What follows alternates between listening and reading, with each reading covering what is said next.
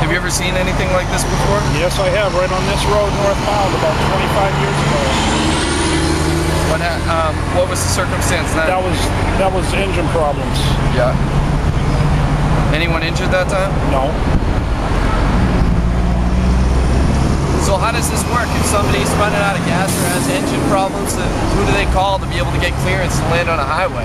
They don't. This is an emergency landing. I mean, I don't want to talk too much of this. No, nobody knew. I mean, I don't know the details because the police have been handling that. Yeah, yeah.